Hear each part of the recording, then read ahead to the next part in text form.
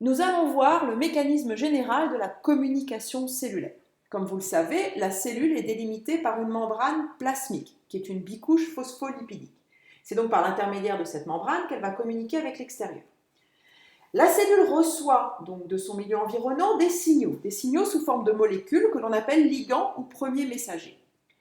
Certains ligands sont liposolubles, c'est-à-dire solubles dans les lipides, alors que d'autres ligands sont hydrosolubles, c'est-à-dire insolubles dans les lipides et solubles dans l'eau. Les ligands liposolubles peuvent traverser librement la membrane plasmique. C'est lié à leurs propriétés chimiques. Ils se retrouvent donc dans le cytoplasme. Dans le cytoplasme, ils sont pris en charge par des récepteurs. On appelle ça des récepteurs nucléaires, bien qu'ils se trouvent dans le cytoplasme. La liaison du ligand au récepteur entraîne la dimérisation de celui-ci.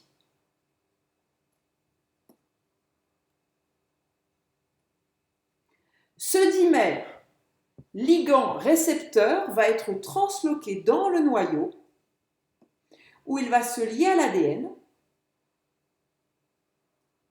et jouer le rôle d'un facteur de transcription qui aura donc pour conséquence d'induire la transcription d'un gène et donc de synthétiser une nouvelle protéine. Les ligands hydrosolubles, eux, ne peuvent pas traverser la membrane plasmique. Ils doivent donc se lier à des récepteurs membranaires. On va étudier deux types de récepteurs membranaires. Les récepteurs membranaires à 7 domaines transmembranaires et les récepteurs membranaires à activité tyrosine kinase. Quand le ligand se lie à un récepteur à 7 domaines transmembranaires,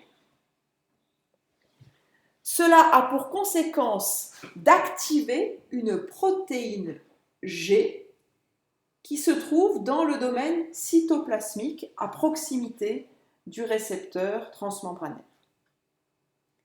Cette protéine G activée va à son tour activer ce qu'on appelle un effecteur primaire.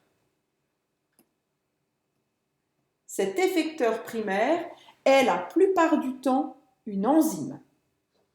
Cet effecteur primaire, qui est donc une activité enzymatique, va produire un second messager.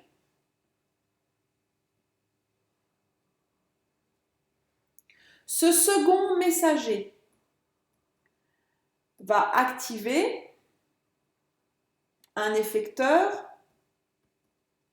secondaire qui, par une cascade de réactions chimiques et de phosphorylation la plupart du temps, va conduire à l'activation d'un facteur de transcription qui va se lier à l'ADN, activer la transcription d'un nouveau gène et donc induire la fabrication, la synthèse d'une nouvelle protéine. Que se passe-t-il maintenant si notre ligand hydrosoluble se fixe sur un récepteur à activité tyrosine kinase?